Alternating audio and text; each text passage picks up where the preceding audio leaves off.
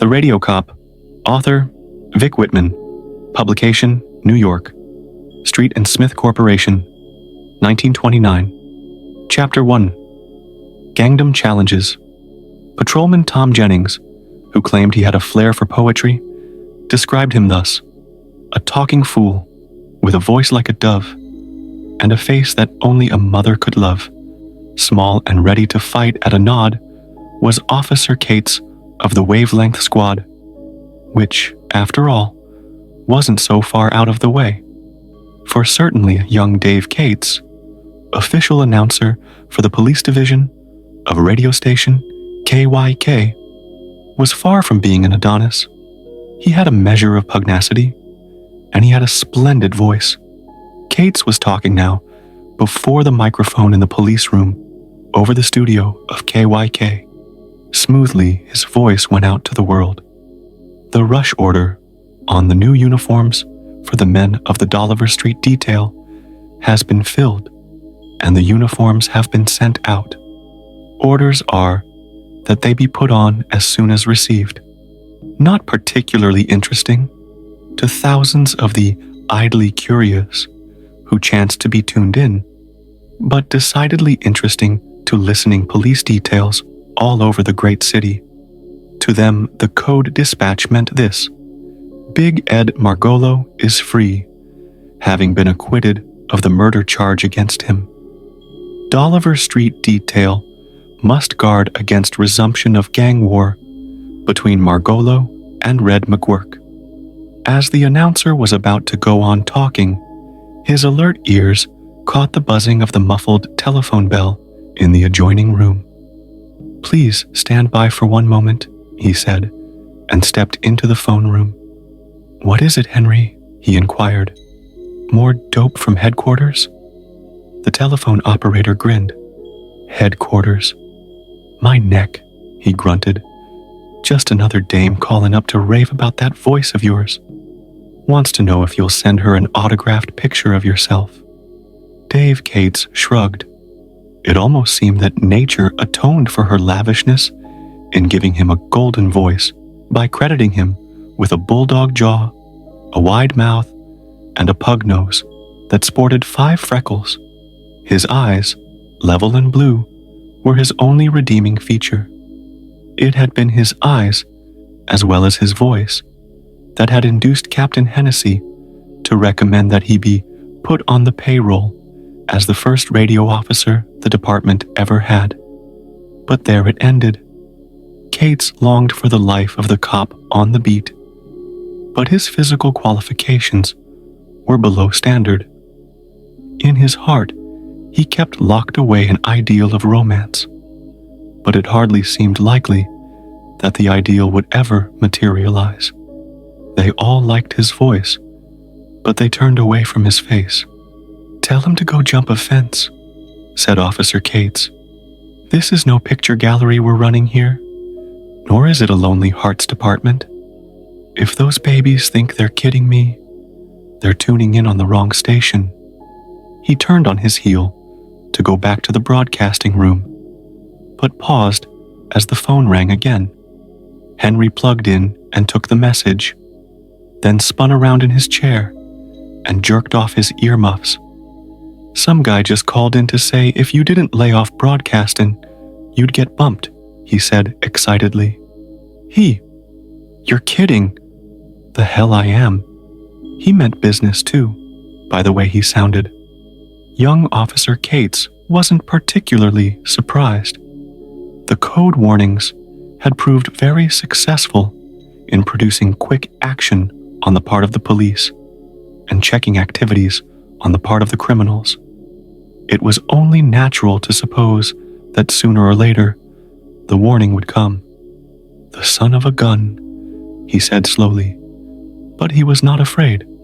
The sudden tenseness of his stocky body was merely the tenseness of a fighter before the gong. Some excitement might even develop out of this warning. An anticipatory glint appeared in the blue eyes. "The son of a gun," Cates repeated. "Tell him to go jump 2 fences, Henry." Casually, Cates sauntered back to the microphone. Police Division of Station KYK, still going strong, he said lightly. It gives me great pleasure at this moment to acknowledge a phone call. This call just came in from an unknown gentleman who suggested that we stop broadcasting. While the stopping was good, I don't like to disappoint the gentleman, but this division will continue to be on the air at the same time every night. And so was the challenge of organized gangdom caught up and hurled back by a stocky, freckle-faced officer who was more than willing to prove himself. Calmly, he continued with the various messages. That he was no longer broadcasting in code. The police knew by his utterance of the word classified. These items were numerous. A lady had lost a tan and white collie dog somewhere between 13th Street and Southland Road, and would pay a substantial reward to anyone returning the dog. A young man in a gray suit was now at headquarters awaiting identification. The young man was a victim of amnesia, didn't know his own name or anything about himself. Finally, some heartless crook had stolen the pocketbook of an old man who was on his way from Maine to California to see his dying daughter. Any small contributions that would help to put the old man on his journey would be welcomed. Then Dave Cates glanced at the electric clock on the wall above the green light. And so, this brings to an end our broadcast for this evening, he concluded. This is the Police Division of Station KYK, signing off at exactly 8:30. Good night. Cates stuffed the sheets of paper into his pocket, lighted a cigarette, and went out to the elevator. The elevator boy grinned admiringly. Evening, Mr. Cates, he said. I heard you broadcast 3 nights ago. Gee, it must be swell to be an announcer and have nothing to do but talk. Officer Cates grinned. It might be worse, Billy, he admitted. Yes, it might be a whole lot worse. To himself, he added, and it might be a heck of a lot better. Cates emerged from the elevator at the ground floor and went into the street, moving with the brisk step that characterized him. At once, a nattily dressed young man detached himself from the passing throng and stepped up to Cates.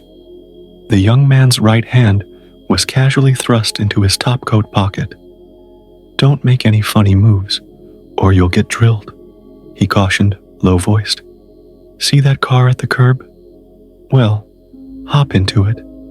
The little announcer stiffened with the chill that went over him. Evidently, they were losing no time in making good their threats. Cates knew it would do no good to make a break, for the young man would shoot instantly and melt away in the crowd.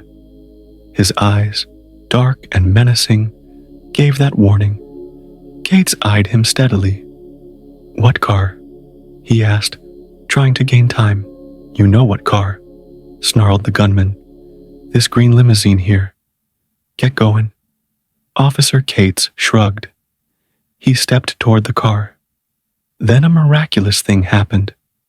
Chapter 2. Practicing for Death.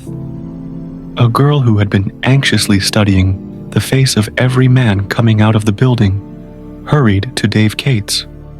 All in a second, he saw the radiant smile on her face, caught a glimpse of her lovely hazel eyes, and the infinite grace of her step. She hesitated not a second, but came directly to him, a charming little figure, a bit shorter than himself. To his utter stupefaction, she threw both arms around his neck and kissed him on the lips. Then quickly she took his arm and led him into the crowd.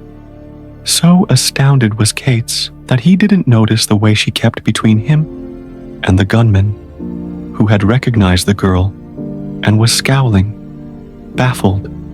Cates didn't even stop to wonder why the gunman didn't shoot. Well, for the love of Mother McCree, he stammered, completely at sea. Are you an angel, or have you got the wrong guy? She glanced up at him, but made no answer. White of face from the strain of the ordeal through which she had just passed, she piloted him toward headquarters, 4 blocks distant. Gradually, the radio cop recovered his wits. "Sister, I don't mean to be too curious," he apologized, "but there's a little too much static in the old dome for me to get this thing right. How'd you happen to step in there when you did? Were you wise to them? And why didn't that guy shoot?" Still no answer, only a pleading look from the hazel eyes. Then swiftly, she turned and hurried away. "Hold on," called Cates, concerned. "I haven't learned a thing yet. Here, wait a minute, sister." But she did not heed. For a moment, he was tempted to overtake her and demand an explanation, then decided against it. Whoever she was, she had known there would be an attempt on his life. But why should she run a risk in saving him?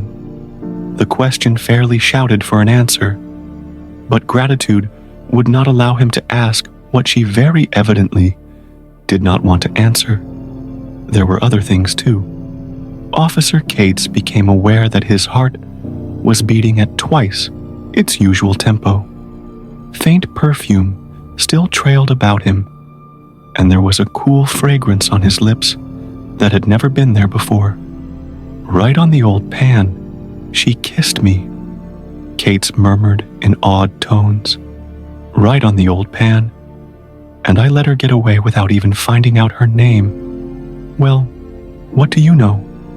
For such was the makeup of the stocky announcer, that the kiss of an unknown girl could concern him more than the threat of a gunman. Sighing profoundly, his alert eyes dreamy, he proceeded onto headquarters. Captain Hennessy, granite-jawed, shrewd-eyed veteran, looked up interestedly. "Hello, Dave," he said, and leaned back in his chair. "What's all this you broadcast about being pegged?" Cates nodded. "That's right, Captain," he confirmed. "They almost got me too.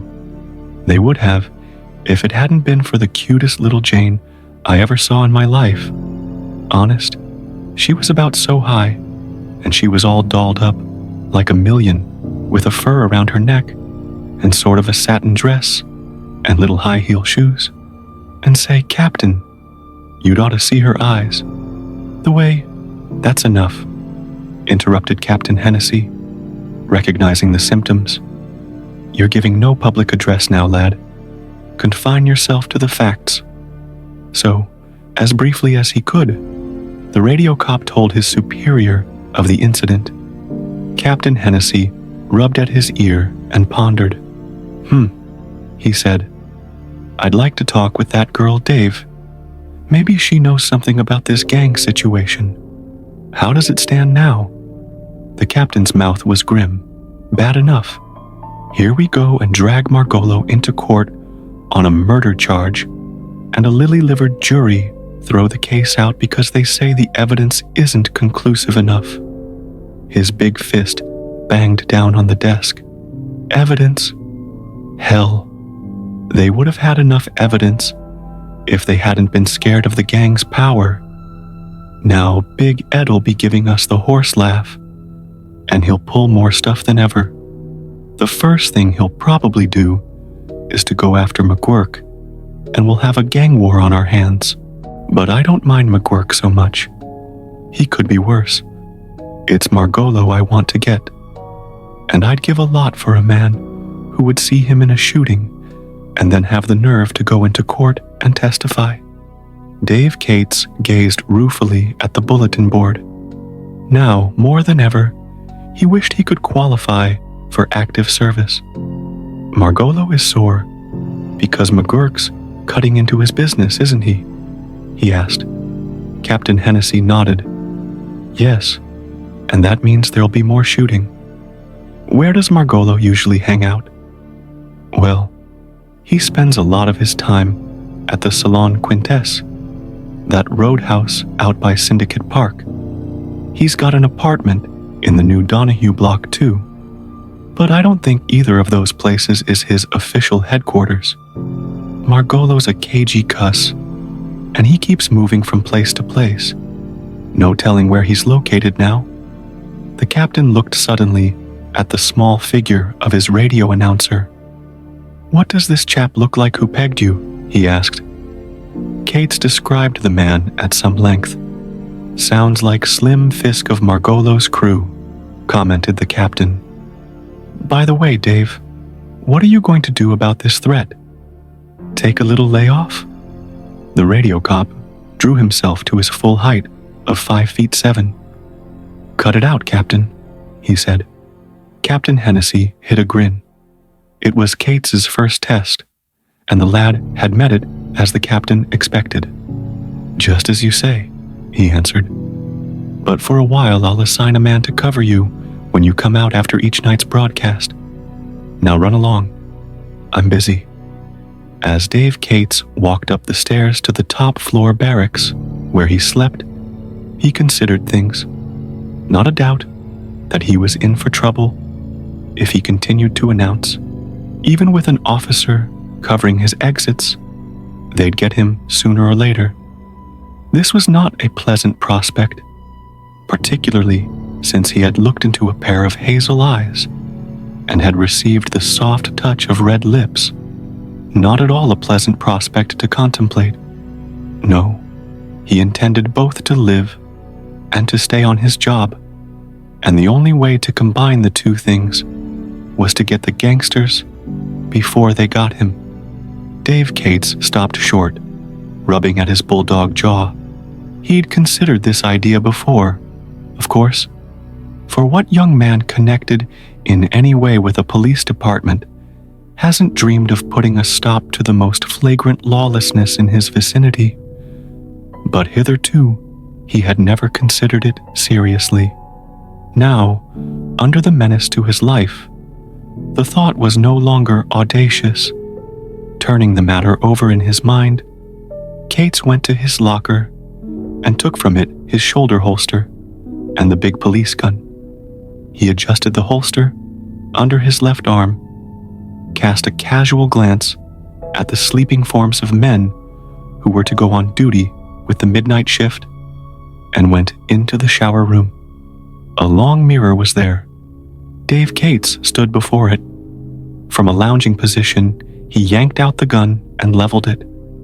A dozen times he did this, and then practiced drawing from all sorts of positions, reclining, walking, bending almost double.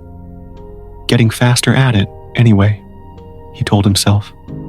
This was his nightly habit, and had been since he became radio officer.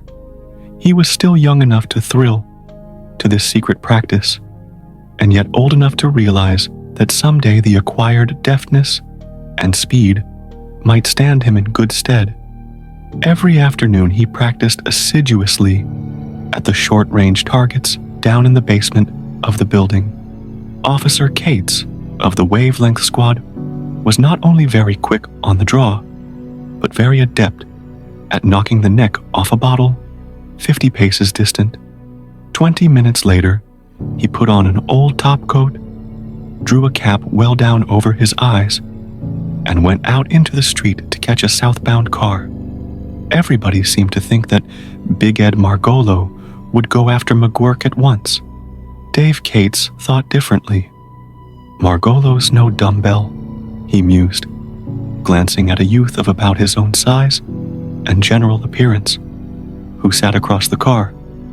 He'll figure they're watching him close and lay off for a time.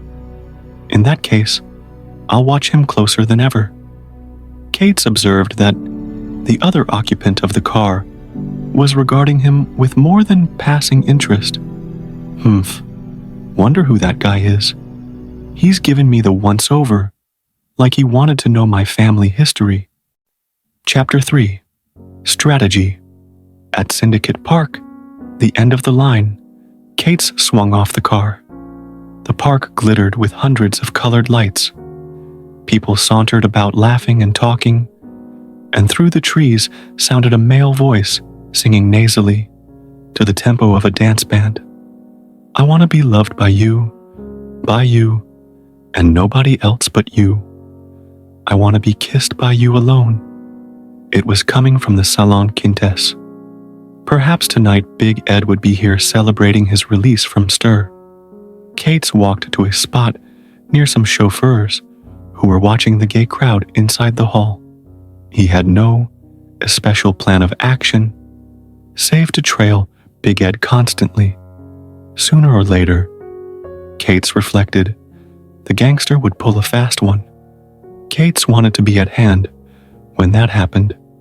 Now and then, hard-faced men strolled through the grounds, but they gave not a second glance to the small, inoffensive young man who stood looking through the big windows.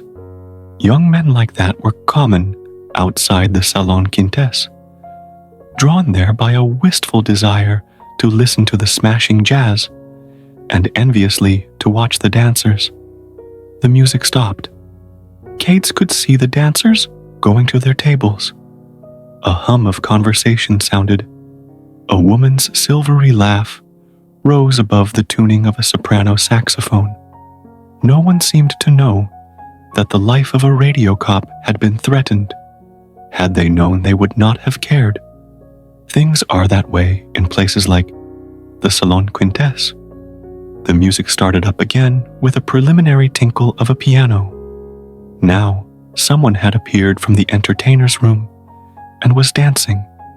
It was a girl, small and exquisite.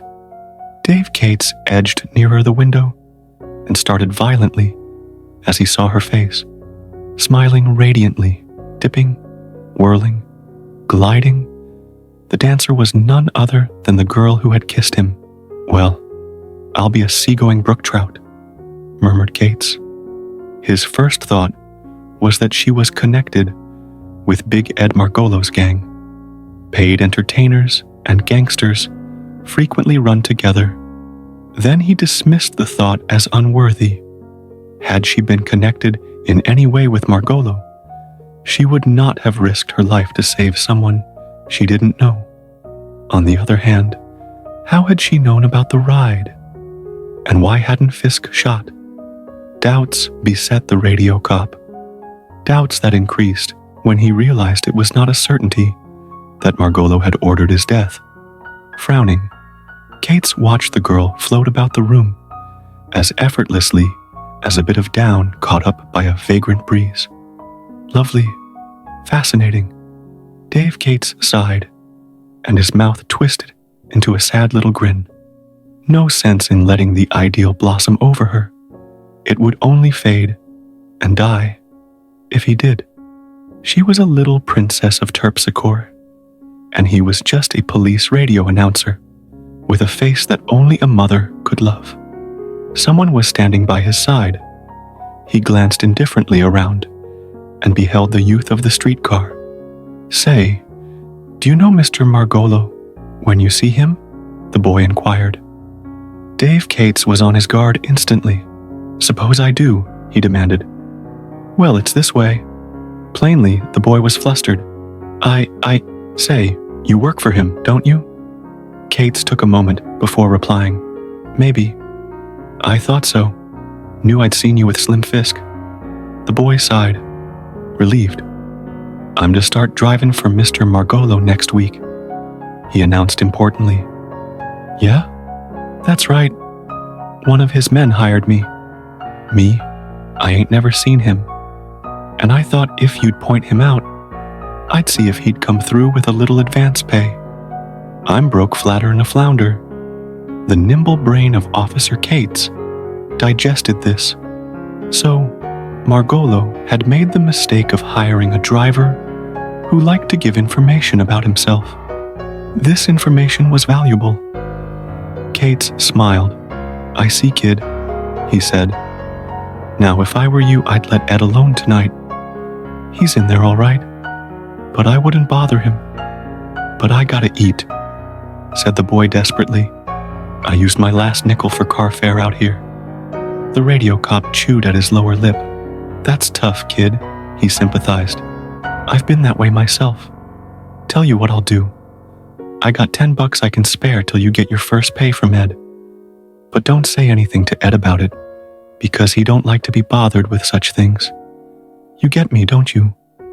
Cates drew a $10 bill from his pocket and handed it over. "Say, there ain't nothing wrong with you," declared the youth warmly. "Don't worry. I won't say nothing to Ed." Alone, Cates grinned, confident that no one of the men from the Bureau of Criminal Investigation could have handled the matter any better. At least he had provided an entering wedge to the Margolo gang, even if he didn't know just how he could use it. His alert eyes sparkled. There was a real kick in this kind of business, entirely different from standing before a microphone and relaying messages. Still, there was pity mingled with his satisfaction. That boy had no business driving for Big Ed Margolo, but perhaps he had been compelled to take the first job offered. Dave Cates determined to keep an eye on him. The kid looked hungry, was his thought, and hunger has made many a crook. Maybe if I can nab Margolo in time, the kid won't have any record against him. He cast a glance at the Salon Comtesse, turned and walked to the car line. Those who expected to see Margolo make immediate war upon Red McGurk were disappointed. Never had the gangster been so quiet. With his inactivity, the percentage of crime in the city dropped until a pedestrian could stroll the streets with comparative safety. The general public reached the conclusion that Margolo's recent trial had shaken his nerve. Not so the police. "It's only the calm before the storm," observed Captain Hennessy. "When Margolo gets underway, he'll raise more hell than ever. I've seen these birds before, and I know." Nightly, Dave Cates stood before the microphone, talking to the world. No more attempts were made upon his life, but he wasn't fooled by that. Eventually, the gunmen would seek him out again. He'd have to get them before they got him. Each night after the broadcast, he went in search of Big Ed Margolo. Everywhere the gangster went, he was followed by a little man with pulled-down cap and turned-up coat collar. Cates's size alone probably saved him. The torpedoes who covered Margolo never paid any attention to him. It is doubtful if they noticed him. One evening, Margolo came out of his apartment and summoned a taxi. Dave Cates, lurking in the shadows half a block away, took the next taxi along. Margolo drove to an old house out on River Street, far from the business district. When he came out of the house, he tried a key in the door. Apparently satisfied, he rejoined his companions, and the taxi drove off. Dave Cates had a sudden hunch. He took the number of the house and ordered his driver back to the city. 2 blocks from police headquarters, he alighted. Not even a taxi driver should know that he was in any way connected with the police. With all the enthusiasm of a terrier puppy, he burst in upon Captain Hennessy. "Margolo has just rented a house out on River Street," Cates said rapidly. "Don't know what he's going to do, but it's a cinch he didn't rent the place to live in. Now listen, Captain. There's an old vacant garage out back of the place. Can't I have a microphone put up in there?" Captain Hennessy studied the eager face. "What do you want to do? Commit suicide?" he asked finally. "Nobody'll get wise," the radio cop declared. "Honest, they won't. There's a back entrance to the garage where I can go in and out, and I can have the lights dimmed so nobody'll notice. It's the chance of a lifetime to keep an eye on this guy, and maybe something good will break." Cates's eyes gleamed as he warmed to his theme. "Suppose Margolo should pull something funny while I happen to be at the mic. It wouldn't be so tough, would it?" "Sure, and I can broadcast there just as well as anywhere. Furthermore," Captain Hennessy raised both hands. "Shut up," he roared. Do you think I've nothing to do but listen to you talk? Get out of here, and I'll see what can be done about it with the commissioners. Chapter 4. Dragnet. The following night, the gangsters gave proof. They had not forgotten the radio announcer of the police division. Dave Cates, his work finished, came through the street door and stopped to light a cigarette. His lighter slipped through his fingers and dropped. As he bent to retrieve it, a fusillade of shots came rattling from a passing car. The bullets chipped the stone masonry above his head. Had he been standing, he would have been riddled. "Baby boy," he gasped, drawing to shelter. That was too darn close. People crowded around, staring at him with curious eyes. But he didn't wait to be questioned. As quickly as possible, he got to headquarters. Such news travels like lightning. Captain Hennessy was raging. "Damn their hides," he roared. "I'll teach him to take pot shots at the men of this station. So help me, I'll put out a dragnet and bring in every crook in town. They'll find out before I'm through with them just how healthy it is to get cocky." No doubt, but that the sturdy captain would keep his word. The opening gun of the crime war had been fired and heard around the town. Use of the dragnet would result in the apprehension of a certain number of criminals. But would it be drawn tight enough to hold that super criminal, Big Ed Margolo? Dave Cates shook his head doubtfully. "Go to it, Captain," he said, "and may good luck go with you." At that moment, a small boy came into the room. "I got a note here for Mr. Cates," he said hesitantly. "Right here, Sonny," said the radio cop. He took the note and glanced through it. The note consisted of just 3 words. "Please be careful." "Mash note, Dave?" inquired Patrolman Tom Jennings, who was brushing the lint from his blue trousers. "Be yourself," retorted the radio cop. He looked intently at the boy. "Who gave you this?" he demanded. "Miss Talbot on North Street," said the youngster promptly. Cates wrinkled his pug nose in the endeavor to spur his memory. "Talbot? Talbot? Can't seem to place the name." "Annabelle Talbot," put in Patrolman Jennings. "Sure. North Street is on my beat, and I see her brother about every night. He tells me she always listens into your broadcasts. Pretty soft for you, having all these classy dames. I'll slam you one in the nose. What does she look like?" "Well now," reflected Officer Jennings, "it seems to me she's cross-eyed, knock-kneed, and, go jump a fence." Dave Cates turned disgustedly away, handed the boy a quarter, and watched him scurry away. "I guess she's all right, Dave," said Jennings. "Honest, I've never seen her. I've only been on the beat for 2 weeks." They were talking as though Cates's narrow escape was a thing far in the past. So it must be, in the big stations where an officer's life is a thing of uncertainty. Once past, a thing is forgotten, or at most, but lightly spoken of.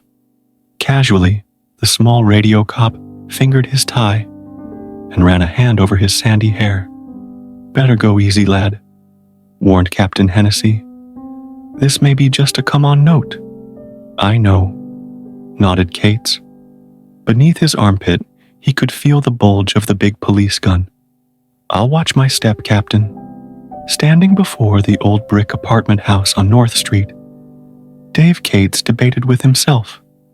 Should he go in, or shouldn't he? It wasn't the thought of a possible frame-up that deterred him. It was the possibility that the girl of the Salon Quintesse might not care to see him. But what the deuce? Might as well see it through. He drew a deep breath, squared his shoulders, and went into the hallway. His heart leaped as a girl came to the door and stood framed there, the light from within making a silken, wavy web of her hair. "Pardon me, miss," stammered the radio cop, removing his cap. I just thought I'd drop around and thank you for what you did for me." Then she recognized him, gave him once more that flashing smile. Gee, she was a knockout. With a gracious little nod, the girl motioned for him to come in. Highly embarrassed, he entered. "You're Miss Talbot, aren't you?" Again she nodded. Officer Cates wondered as he saw her pick up a small tablet of paper and write upon it. Then he read the words. "I'm sorry, but this is the only way I can talk to you. When I was 6 years old, an attack of scarlet fever paralyzed my vocal cords." So that was it. Shades of Patrick Henry. What a situation. Miss Annabel Talbot was unable to utter a word. Yet she was as dainty as a breath of spring, as lovely as a rose that opens its petals to the early morning sunlight. Dave Cates had a voice of gold, but it hid behind a face that only a mother could love. Each of them was conscious of their own drawbacks and wistfully aware of the other's best assets. Quick compassion flooded Dave Cates, but he was far too tactful to show it. He merely nodded and said very cheerfully, "I understand you're interested in radio broadcasting, Miss Talbot. I wonder if you'd care to go up to the studio with me, say Friday night, and watch how it's done." Promptly, she wrote, "I'd love to." "Fine," said the radio cop. "That's settled then." What a smile that girl had. What delectable curving of red lips and provocative little crinkles at the corners of dancing eyes. It was an effort for Cates to force his mind to other matters. "Mind telling me how you knew these gangsters were planning to take me for a ride that night?" A look of concern replaced the smile as Miss Annabel lowered her eyes to the tablet. "Every night, at 11, I dance out at the Salon Quintesse," she wrote. "Out there, I frequently hear snatches of gangster talk, not intended for my ears. When you broadcast the threat you received, I just seemed to know they would attempt something that night. So I hurried to the broadcasting building. I thought if I went up to you, as if I were your sister, they might not shoot for fear of killing me. Fortunately, it was Slim Fisk. Others might have shot regardless, but I think he is an admirer of mine, for he has frequently danced with me at the Salon Quintesse. I hope you don't think I was forward." "Forward?" exclaimed the radio cop. "Forward? I'll tell the world I don't. I think you were an angel. So that explains why Fiska didn't shoot. But how did you know me?" Blushing prettily, Miss Annabel went and got a picture clipped from a newspaper. When Cates had first got the job, the picture had appeared under the caption, "Police Radio Announcer." "Gee," he said, reddening.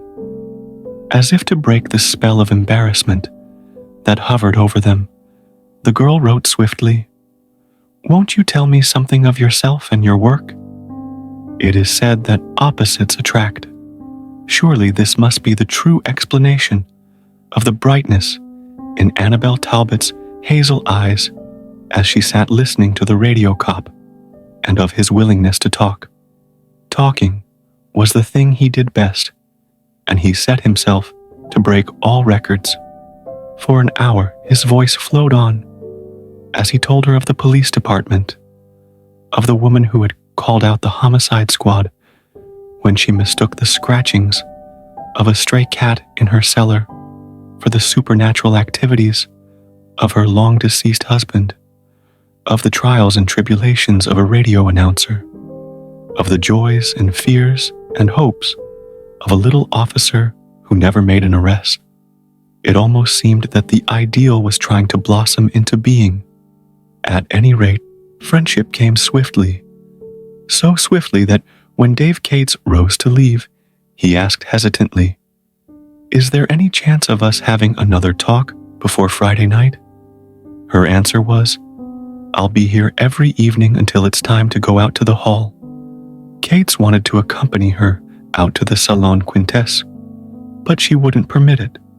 Margolo's men might become curious, and that would be bad. Naturally, the word spread, started by the grinning Tom Jennings, who had learned things.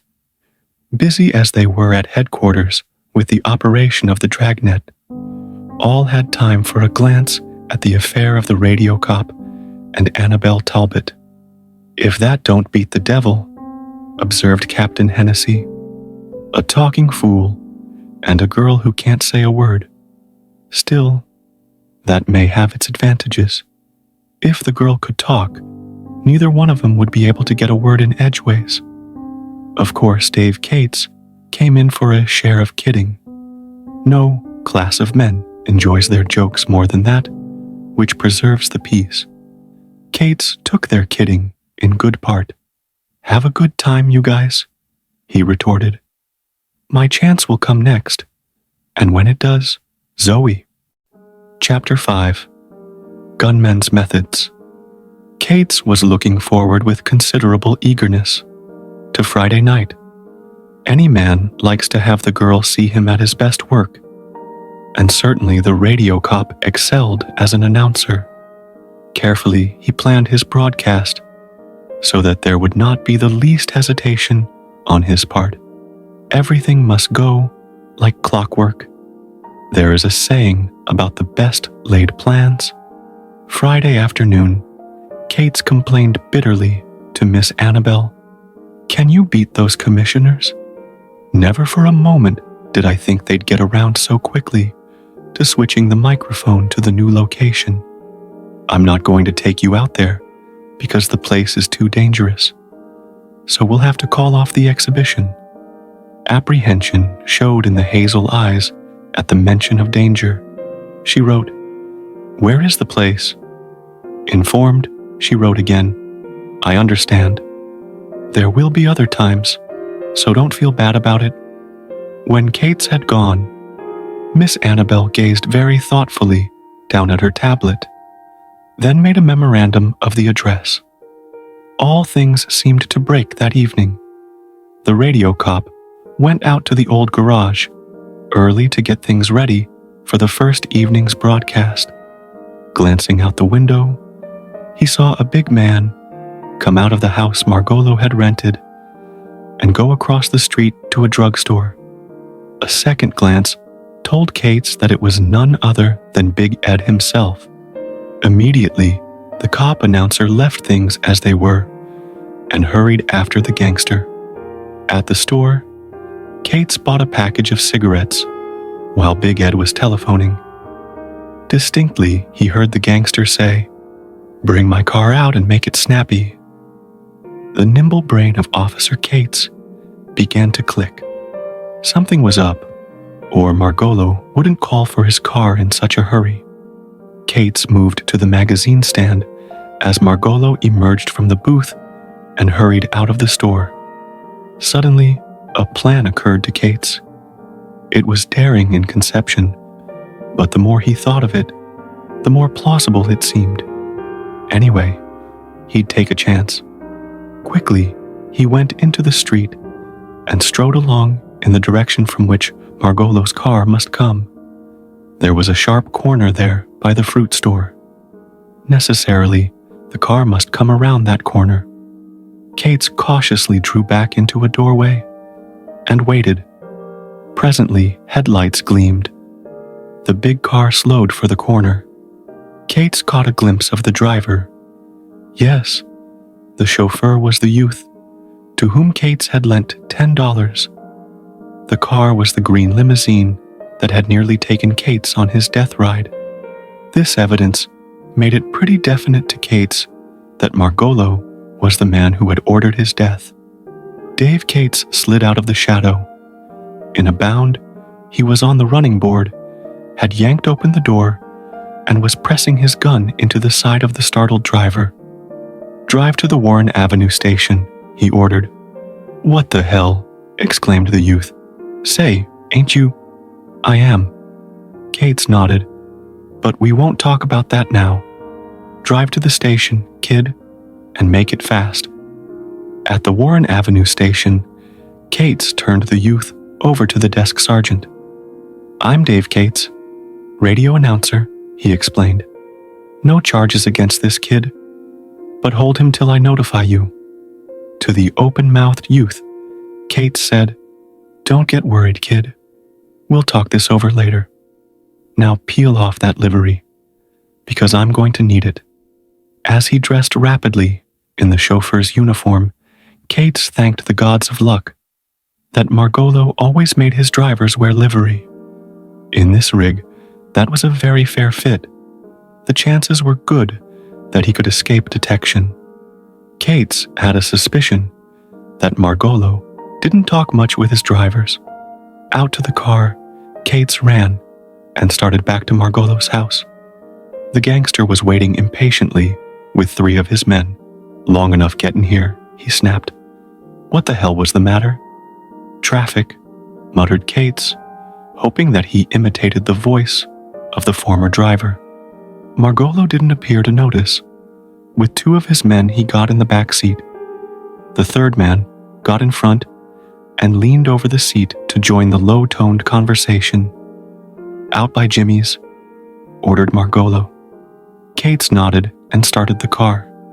For a moment, he wondered where Jimmy's was, then remembered it was a cafe out in the west end of the town, a meeting place for underworld leaders. The radio cop suppressed a sigh. It wasn't pleasant to contemplate what would happen if Margolo discovered his identity. As the car neared Jimmy's, the men became silent. Cates could watch Margolo in the rear vision mirror. The gangster's swarthy face was grim. His thin lips were twisted in an ugly snarl. "Slow," he commanded. Cates throttled the car to about 10 miles an hour. Thoughtfully, he stared at the lights in front of the cafe. Something was going to happen, but Cates soon found out. A man strolled from the cafe and called laughingly to another man inside. A second figure appeared in the doorway. "Now!" gritted Margolo. 4 guns barked. The man in the doorway pitched forward, rolled to the sidewalk, and lay still. Horror and rage stirred Dave Cates. All in a second, he realized that he must carry this thing through until Margolo dismissed him. That if he made the slightest suspicious move, the 4 guns would bark again. Cates stepped upon the accelerator, and the big car leaped away. "Back to the house," ordered Margolo, his voice as calm as if he had not killed a man. Then with a hard laugh, "McGurk won't do no more bragging now." Cates' face was very grim as he bent over the wheel. The low-lived murderer. Strike with deadly precision, and then run from the law. Well, he wouldn't strike much more. Not if Dave Cates had anything to say about it. At the house, Margolo got out and fastened his glittering gaze upon his driver. Cates was thankful for the shadow cast by the visor of his chauffeur's cap. "Take this car back to the garage," ordered the gangster. "And remember, it wasn't out tonight. If the cops ask you, you didn't see nothing nor hear nothing. See?" Again, Cates nodded, not daring to trust his voice. As he drew away from the curb, he glanced at his watch. Almost 8. Time to be getting up to the microphone. That thought came to him, mechanically. It is the unforgivable sin for a radio announcer to be late. What should he do? The capture of the gunman was of first importance. Should he go directly to the Warren Avenue station and notify the police there? No, because that was a small detail. With only 1 or 2 reserve men, it would take too long for the desk sergeant to summon the men on the street. 2, it would take too long to telephone the other details. It was 3 minutes to 8. Deciding, Dave Cates pulled to the curb, leaped out, and raced back toward the old garage, careful to go by a back way so that Margolo's men would not see him. At the doorway, a small figure rose out of the gloom. Dave Cates' hand flashed to his armpit. Then, "How'd you get here?" he gasped. Already she had anticipated his surprise and had written her message. Barely Cates made it out. "I wanted to see you broadcast, no matter how dangerous the locality might be. Please don't be angry." Angry? How could he be angry with her for anything? Even now a warm glow suffused him at the thought that she was willing to share danger with him. Still, because the ideal in his heart was a precious and fragile thing, he dared not hope too much. "All right," he cautioned, "but be sure not to make any noise." He just made the room as the faint green light flashed, telling him that station KYK had switched its power to him. He placed a chair for Miss Annabelle to one side, where she could watch, then quickly stepped to the microphone. "Good evening, folks," he said somewhat breathlessly. "This is the police division of station KYK, to which you are now listening." He paused, and the department listeners understood that he was going into code. Slowly, distinctly, the radio cop continued. "Bed isn't the worst place in the world after a man has worked hard all day. A sale of springs and mattresses is now taking place at 47 River Street. Wonderful bargains if bought now." Chapter 6. Vast Force. All over the great city, desk sergeants and captains took their feet from their desks as they interpreted that message. Big Ed Margolo at 47 River Street with his assistants. Definite proof that they had shot and killed someone, presumably McGurk. Act at once. Orders went ringing through big rooms, and reserve men rushed to obey. In 5 seconds, police cars were racing to River Street. Having thrown this verbal bomb, Officer Cates went on talking, calmly outlining the substation reports that had come into headquarters that day. Before he had finished, blue uniforms began creeping up on the house at 47 River Street to surround it. Before closing in, as he talked, the radio cop stared out of the little window that gave him a view of proceedings. Cates became tense as he saw a squad of men go to a side door and pound for admittance. There was no response, so Officer Jake Schmaltz kicked in the panels. At the rear of the house, another squad smashed 2 windows. A gun cracked sharply. Another, and the battle was on. All in a second, the quiet of River Street was broken by yells, shots, and the smashing of furniture. Then Dave Cates attained greatness. After a quick word of reassurance to the frightened girl, he rolled up his mental shirt sleeves and cut loose. Now he was not only a police announcer, but a news reporter, and the biggest story of the year was breaking right under his nose. As he described the scene, there was a ring in his voice that brought his listeners up wide-eyed. "There's a little squabble going on out here, folks, that you might be interested in. The police are making a raid on a River Street house, occupied by Big Ed Margolo, the gangster, and a number of his gunmen. Definite proof has been established that Margolo and 3 of his men just shot and killed Red McGurk, chief of the opposing gang. Now they are shooting down there, and there's plenty of noise. Plenty. Those gun flashes in the dark are like lightning flashes. They're pretty, but they're bad. Oh, there comes a gunman running out of the house. He breaks through 3 officers who are covering the door and starts on the run for cover. Now the officers are chasing him, shooting as they go. He turns and fires back at them. There he goes down. One of the bullets got him. In the leg, I think. The officers had every right to shoot to kill, but they didn't. Now they're putting the cuffs on him.